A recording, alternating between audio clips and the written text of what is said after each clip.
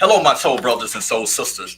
I am Ron Smith, and this is the Dr. Ron Smith Investigate Show, where we separate the real from fake, the fact from fiction, and give you the winner's edge. And sometimes we able to turn your water into wine.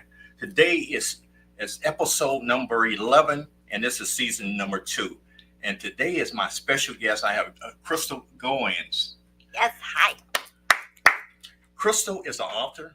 Crystal is a doctoral candidate. Crystal is been in the public school system for 10 years, I think 13. 13 years, yeah. 13 years, and she's a yoga instructor. Yes. And she's bilingual. You're a bilingual instructor? No, not bilingual. That's a dream. Oh, okay. So, Crystal, tell us a little bit about yourself. So I'm from Hampton Roads. Okay. So I grew up in Virginia Beach. I'm from Salem area. Mm-hmm. I'm from a large Filipino family. My parents were immigrants here. Okay. Came in here through the U.S. Navy. And I met my husband on Match.com. Wow. Yes. Actually, besides the kids that I have, which I have 5, ages 3 to 10. Okay. I even got my dogs online. My Wow. husband and my dogs and my schooling.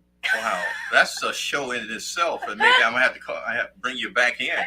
But Yes. today we're going to talk about education, Yes. and the topic of today's show is education in the 21st century.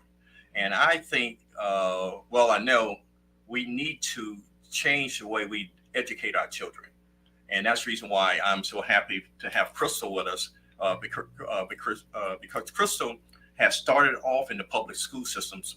And she's doing something very unique now. And what I want to do first is tell us about your experience in the public school system. Okay, so I have taught in 2 different states, 3 different districts, 3 different schools in grades K, 1st, 2nd, and 3rd grade, all in Title I. It's my passion and my love.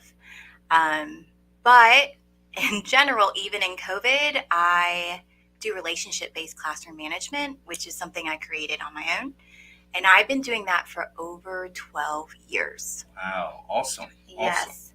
And so doing that in the pandemic set me apart from other educators and other classrooms because I still was able to maintain high academic achievement, but the type of relationships where students would comply with behaviors because they trusted me.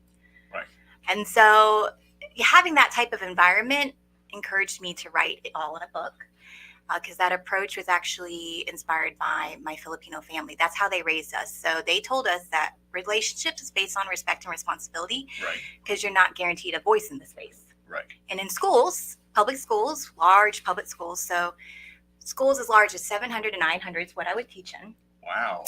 The recent one was about 400 to 500. Okay. But in those large numbers, you have to comply for safety, just for anything to be done. Right. And so with that in mind, it's just, it was hard to manage without relationships, but that's why I got so far as to the doctorate and getting this far to opening up a new option. So now your doctorate is in what? So my doctorate is going to be in educational leadership K through 12. Okay. Yep. And so I am endorsed already to do K-12 supervision, and I'm endorsed in English as a second language. Okay. I am that SEL facilitator and that yoga instructor. Okay. So I am interested in serving the whole child. Right. So relationships kind of fostered that, being a parent of school-age kids. So 4 of my kids go to school. I send another, my 5th one in next year. And so it's very important that they come home to me as whole children. Right. Now, I wanted to talk about a little bit about your past experience in the public school system. Yes. And then I want to transition into what you're doing now. So, Yes. What's the pros and cons of the public school system? This is a really interesting question because the landscape has changed. There's before pandemic, then there's post pandemic. Right. So before pandemic, I mean, you're talking about decades of like traditional schooling, giving into, typical routines. Right. But standards were coming out and technology was being integrated slowly. Right. Things started changing in like 2015. Now, post pandemic, it was just like everything changed from, curriculum to textbooks you have to do from every standard, changed multiple times, down to a list now of books that are allowed to be taught from, Wow. down to books that aren't allowed to be taught from, down to there's just not enough funding. There's a lot of development, housing development, not enough space for all the children. So lots of portables, not a lot of teachers, a lot of teacher vacancy, and teachers especially who have families or come from just teachers from diverse backgrounds. Right. They can't sustain the job, and so there's just a lot of issues right now happening, but all of it happened in COVID. So just as a picture, like my classroom in Title I may have 5 different levels, 7 to 9 different levels Wow. of achievement that I have to manage And on what's the, top of the demands. and what's the class sizes? So when I was talking Title I would be like 16, 17. Post-pandemic, I mean, online at one point I was 26 in 2020. But even in the Title I schools, they're supposed to be low, it's 21. If you're a non-Title I, it's probably as big as like 28 in the elementary schools. And sometimes in the middle, you're talking about 36. Okay. So, what effect did you saw the pandemic had on children and their learning? Yes. So that's actually what my research is on. So my dissertation is on the impact of relationship-based classroom management on teacher self-efficacy and job satisfaction. Okay. So a study came out in 2023 that teachers are dissatisfied because children are like their major behavior problems, chronic absenteeism, lack of respect with parents, but also a big gap in social emotional needs for students that teachers aren't equipped to, understand or to intervene on. And without social emotional well-being, self-regulation, emotional regulation, no learning can be done. And so it becomes a personal safety hazard. So, was that I guess, an academic challenge, or was that a personal challenge for you? So for me, the personal challenges was maintaining the job and the kids and everything. But that's my wheelhouse. Okay. So I actually changed schools 3 times, even resigned for a job to finish an internship. I was on scholarship at Regent to finish my ed.s degree. Okay. And then I've changed grade levels in the pandemic 4 times. And I maintained high academic achievement and classroom management. So for me, I was actually a trainer. So I became like an MTS building coach. Okay. I gave PDs and trainings to other teachers based on this. But it was my understanding that this was still very new to teachers. And on top of that, their workloads, they were already burnt out. So to receive this information and to apply it, they just didn't have much in them, in their tank, to apply it naturally. Right. So, what led you to education? I mean, out of all the genres or careers that you could have chosen, what was special about being a teacher for you? It was my dream. It still is my dream. So I dreamed of being a teacher since I was 5, watching the Disney Teacher Awards. And I'm the Okay. only one in my family. Everyone's healthcare. So God planted it in my heart. Okay. Well, like a sidebar, my grandmother told me that I should be a teacher, and basically, I looked at what the earning potential for a teacher, and that that turned me the other way. But believe it or not, in my own way, that's the reason why I have the podcast, because I'm teaching financial literacy. How do you think the learning affect people, especially in the early stages of education, affect them lifetime? Frederick Douglass says you build strong children because it's hard to repair broken men. So developmentally, the learning potential caps out at like age 8, and then it gets harder. So Okay. to invest in our younger generation is to invest in, our future generation as well. Right. So younger the better. Now, I believe parents are the first teachers. Yes. And what motivation should parents look for when they look for a school or look for in an instructor or a teacher? Well, they have to acknowledge that the times have changed. So social motivation is key. So when you're looking in a school environment, it's just not their amenities or their programs. You're really looking for the pro-social environment that's going to build the character of your child. Right. If you can't find that pro-social environment, you need to head the other way. So, what are some of the challenges in a public school system that negates that? Is it enough time, or is it because I saw where from 10 to 10 p 10 a.m. to 2 p.m. is a prime time for children to learn, and then from 2 to 5, that's I don't know where I read that from, but it seems like there's some I guess power hours that that enable children to learn, and it's totally opposite of what we are doing in the public school system. Well, you have to understand that public school runs like a business. It's, by, tax dollars, and so government funding. And so from transportation all the way to meals, it's all. So kids to make it to school have to wake up and go to their bus stop at like 6 a.m. Right. And then to have enough bus drivers for, elementary, middle, and high school, they all have to start at different times. That's a strain on the families, Right. And so, but it's all a lot of decisions have to be made based on the business and the funding. That's what you have to understand. To serve thousands and populations and communities, you have to have funding.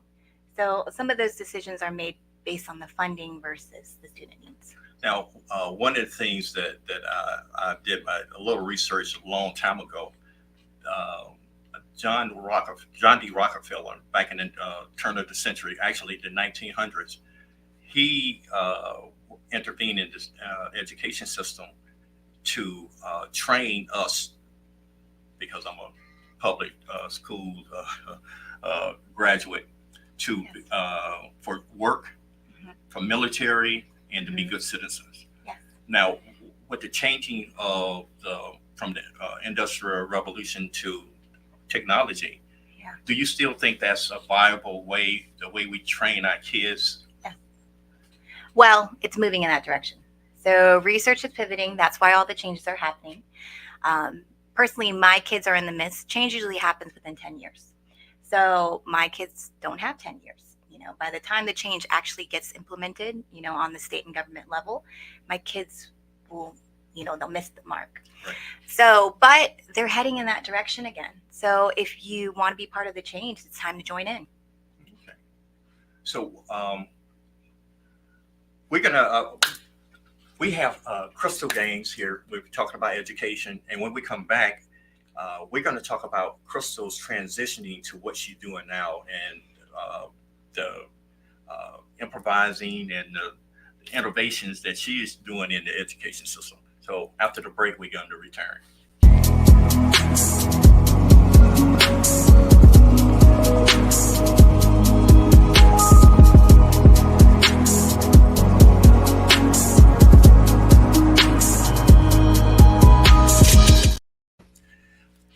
Hello, my soul brothers and soul sisters. Follow my show on YouTube channel, SKST Radio Network Podcast. Like, share, and subscribe. And we have Crystal Gaines here. And basically, we're talking about education moving from what traditionally what we call education. And I know everyone has their opinion. Everybody understands the challenges. And she has a solution to some of the things that we have talked about in the first 15 minutes of the show.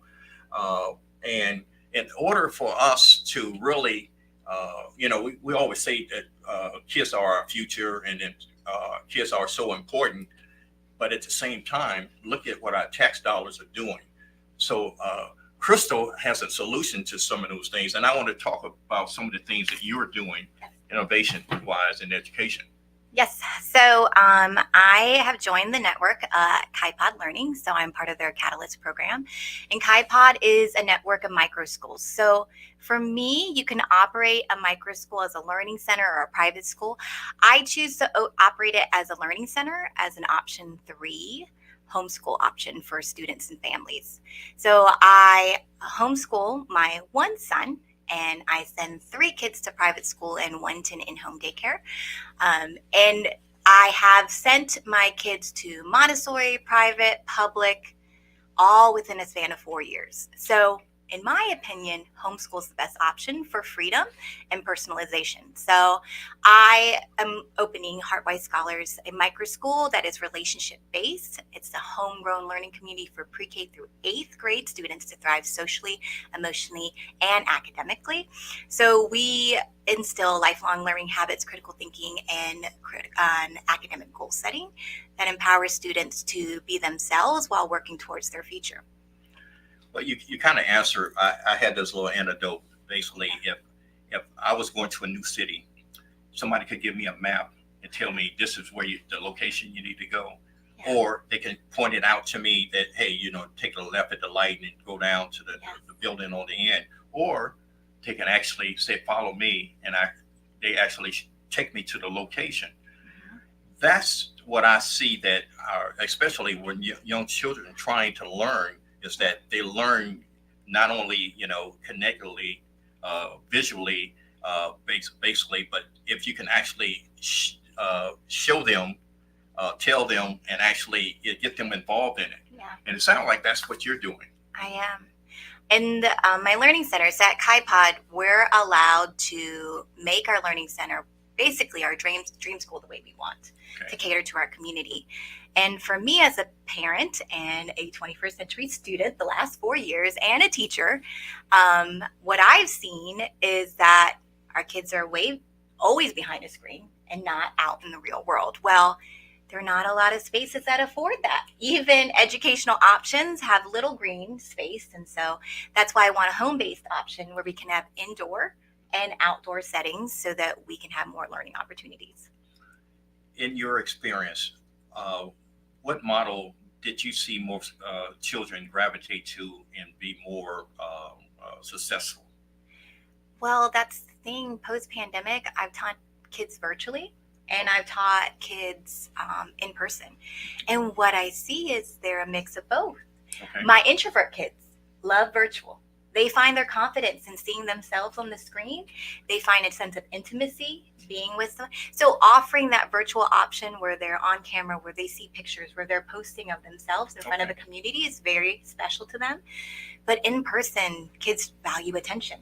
They value a voice. Right. They want to be seen. Yes. So some kids want the in-person option, that community feel, that social environment where they feel like they're part of a group, but they're authentically going to be themselves. Does class size matters, and does the instructional staff matters to children? That's what, yes, it does. Because as a parent, I can tell which teachers invested into my child holistically and which teachers were there and tried. But the quality of teachers, they have to be invested in relationships first. And when you're doing that, you know those kids and you target needs. You can't love that kid without hitting their needs. And so I need that teacher that's naturally going to go there. How? What's the best parental involvement that been to your experience? Yeah. Could you give us an example of what would be ideal parental involvement? So the ideal is someone who would just partner with the teacher in terms that education is important. Now, me and my husband both, he works at the hospital, 12-hour shifts, 20 shifts a month. And I worked multiple jobs to afford the private school. Okay. So I haven't always been physically available, but that teacher just has to tell me, and I am a partner through and through. So in Title I, I find the same thing. As long as the parent is there to, encourage education, we can be partners. But it's when they're not and we're sending a different message, that's when it gets hard. So what is the, I guess, the disconnect in communications that you have seen, I'm going back to the public school system, that you have seen that if you could have changed things, you would have done? Well, in terms of parents, that's one thing I would have changed. Parents have the perception without education, we're just a daycare. So when we're just a daycare, the focus isn't learning, it's over, whether their personal needs are being met or, they're physically safe. Mm-hmm. But we didn't get into the profession as teachers to be a daycare. If we wanted to be a daycare teacher, we wouldn't have gone to school. And so it was just one of those things where we don't feel valued and appreciated. Okay, and I might touch on be a little touchy subject, but why is the system, as I see it, and I won't put words in your mouth, outdated? Again, it's a large business that it runs with many different communities, and the schools they're not all equitable. So the needs of one school in the same district are completely different for a school right down the street.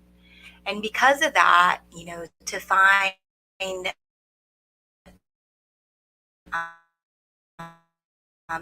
solutions that meet all school needs is really big. And so we need community partners. And so even though my option is not a public school option, but if I serve, an intimate group of students and families, who eventually want to go back to the public school or go into the community with other people who are from public school, we're all winning. So what do your school advantages for going to your school? I want you to brag a little bit. Yeah. So my school, it is small. So there's only 36 kids total. There will be 3 pods. The pre-K 3-4 pod is Montessori based. So I have a Montessori trained teacher who actually was my kid's Montessori teacher. And she will teach them everything about grace, courtesy, and curiosity. She'll set the stage for SEL, for social emotional learning. She will just get them enticed into learning. K2 is my next pod. I have a very seasoned teacher who's coming in, and she will do a mix of hybrid technology and personalized learning, but in-person experiences with hands-on experiences. And that is my foundations. My 3-5 is mastery methods. That's when we take the foundational learnings and we put it into practice for real world experiences. And then my last cohort are middle schoolers. They're going to be online learners, actually in the public school. I'm going to be their instructional coach to teach them work management and enrichment and entrepreneurship. But the enrichment will be interest-based. By then, they want to express themselves. So content creating, whether they got a good or service they want to explore, I'm going to allow them to explore that in a safe environment. I know STEM has been overused, and how do you integrate that with what you're doing? So for me, my master's is in curriculum instruction. And so STEM is an integrated method: science, technology, engineering, and math. I feel that way with everything. So that's why I want the indoor-outdoor space, because that lends to more STEM learning, even STEAM learning, because art can be integrated into that. So I believe, literacy and math can be integrated into science and social studies, and that will be an everyday thing. We got a couple of minutes, but I want people to know how they can get in contact with you. Okay, so I'm Crystal Goins. You can find me on Facebook. I'm also the Resilient Teacher Mom. That's my branding. So you can find me on www.theresilientteachermom.com. You can find Heartwise Scholars Micro School as my Facebook group. Please join. And then you can contact me at crystal@theresilientteachermom.com. All right. Now, you're a mother of 5. What gets your kids excited about education at school? They love learning. Me and their dad are lifelong. We are so different, but that's the one thing that we really, have in common is we're lifelong learners. So my kids love to ask questions. They're curious about everything. They love the community feel when other people are excited to learn with them. Awesome. So some of the things I know, what grades are they in? Because I was going to ask what. So Reagan's in 4th, Reggie's in 3rd, Wyatt is in first grade, Jude is in pre-K 4, and Miles will be pre-K 3 next year. Have they shared with you what they like to do as far as a career and profession or a field of study? It's 2024. They got multiple options. So, like, Reggie says he wants to be a chemist and a dad. And Reagan wants to be a baker, own a business. They both talk about photography, cooking. So they want hobbies, but they want a career. They want the flexibility of having multiple skills.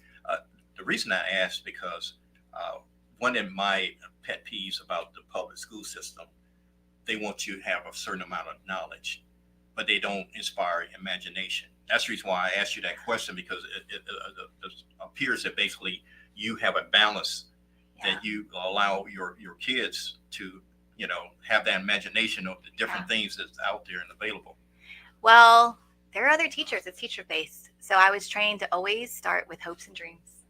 Through hopes and dreams, you can take education wherever you need it to go.